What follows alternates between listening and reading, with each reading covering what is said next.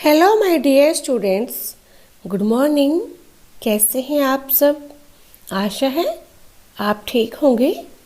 स्वागत है आपका अपने ही चैनल न्यू एडवांस स्टडी में। आज हम पढ़ेंगे हिंदी व्याकरण में आए शब्दों की परिभाषा।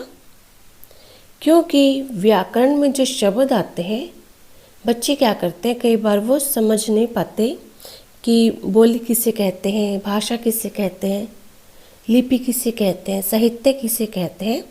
आज मैं आपके लिए इन छोटे छोटे सी परिभाषाओं को लेकर आई हूँ। परिभाषाओं को समझने के लिए आप इस वीडियो को पूरा देखें और इसको स्किप ना करें, क्योंकि यदि आप इस वीडियो को स्किप कर देते हैं, हो सकता है आपसे बहुत ज़्यादा ज़रूरी जो इसकी परिभाषाएं हैं वो छूट जाएं। और वीडियो के आखिर तक मेरे साथ बने रहें और हिंदी व्याकरण में आई छोटी छोटी परिभाषाओं को आप समझें। आपको व्याकरण को समझने में बहुत आसानी होगी। हिंदी की वीडियो को सबसे पहले पाने के लिए आप इस चैनल को सब्सक्राइब करें, लाइक करें, बेल आइकन को प्रेस करें और अपने दोस्तों के साथ शेयर करें। आइए शुरू करते हैं हिंदी व्याकरण की परिभाषाएं। पहला शब्द है भाषा। भाषा किसे कहते हैं? मन के भावों तथा विचारों का आदान प्रदान करना ही भाषा है, या फिर जिस साधन से हम अपने विचार बोलकर या लिखकर प्रकट करते हैं तथा दूसरों के विचारों को सुनकर या पढ़कर समझ लेते हैं, वह साधन ही भाषा है। आगे है मातृभाषा किसे कहते हैं? वह भाषा जिसे बच्चा अपने परिवार से सीखता है, उसे मातृभाषा कहते हैं। आगे है राष्ट्रभाषा किसे कहते हैं? जिस भाषा का देश के अधिकतर निवासी प्रयोग करते हैं, उसे राष्ट्रभाषा कहते हैं। राजभाषा किसे कहते हैं? जो भाषा देश के कार्यालयों और राजकाज के कार्यों में प्रयोग की जाती है, उसे राजभाषा कहते हैं। आगे है बोली किसे कहते हैं? भाषा के क्षेत्रीय रूप को बोली कहते हैं। आगे है व्याकरण किसे कहते हैं? व्याकरण वह शास्त्र है जिसके नियमों के द्वारा हम शुद्ध बोलना, लिखना और पढ़ना सीखते हैं। अर्थात व्याकरण भाषा के शुद्ध रूप का ज्ञान कराता है। आगे है लिपि किसे कहते हैं? भाषा के लिखित रूप में जिन ध्वनि चिन्हों का प्रयोग किया जाता है, उन्हें लिपि कहते हैं। आगे है साहित्य किसे कहते हैं? ज्ञान के संचित कोश को साहित्य कहते हैं। वर्ण किसे कहते हैं? भाषा की सबसे छोटी इकाई जिसके खंड या टुकड़े नहीं किए जा सकते, उसे वर्ण कहते हैं। वर्णमाला किसे कहते हैं? किसी भी भाषा के मूल ध्वनि चिन्हों के व्यवस्थित समूह को वर्णमाला कहते हैं। आगे है स्वर किसे कहते हैं?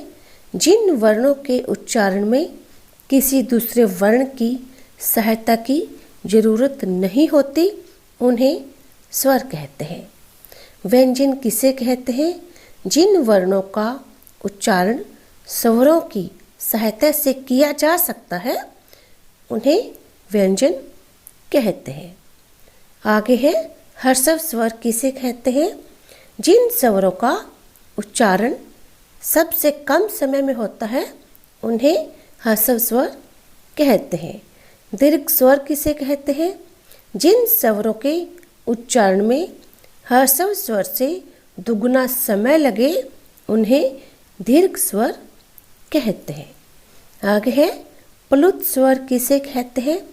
जिन स्वरों के उच्चारण में ह्रस्व स्वर से 3 गुना समय लगता है उन्हें प्लुत स्वर कहते हैं।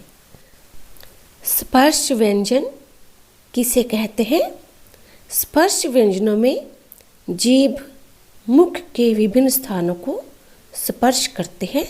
इसे हम ऐसे भी बोल सकते हैं, जिन व्यंजन वर्णों का उच्चारण करने पर मुंह से निकलने वाली हवा उच्चारण के स्थान से स्पर्श यानी छू कर निकलती है उन्हें स्पर्श व्यंजन कहते हैं। अंतस्थ व्यंजन किसे कहते हैं? जिन व्यंजनों का उच्चारण स्वरों या व्यंजनों के बीच का सा होने के कारण उन्हें अंतस्थ व्यंजन मध्य में स्थित कहा जाता है। अंतस्थ व्यंजन को हम ऐसे भी बोल सकते हैं, स्वर तथा व्यंजन के बीच में स्थित होने के कारण इन्हें अंतस्थ व्यंजन कहा जाता है। उसके बाद है ऊष्म व्यंजन।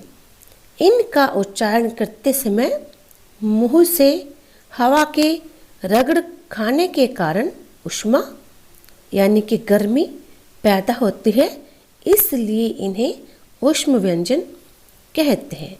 आगे है अल्प प्राण किसे कहते हैं? जिन व्यंजनों के उच्चारण में वायु की मात्रा कम प्रयोग होती है वे अल्प प्राण व्यंजन कहलाते हैं। महाप्राण व्यंजन। जिन व्यंजनों के उच्चारण में श्वास वायु की मात्रा अधिक प्रयोग होती है उन्हें महाप्राण व्यंजन कहते हैं। आगे है संयुक्त व्यंजन। जब 2 या 2 से अधिक व्यंजनों का परस्पर संयोग होता है तो उसे संयुक्त व्यंजन कहते हैं। आगे है संयुक्त अक्षर किसे कहते हैं? जब एक स्वर रहित व्यंजन अन्य स्वर सहित व्यंजन से मिलता है तब वह संयुक्त अक्षर कहलाता है। तो बच्चों ये था आपका व्याकरण का काम।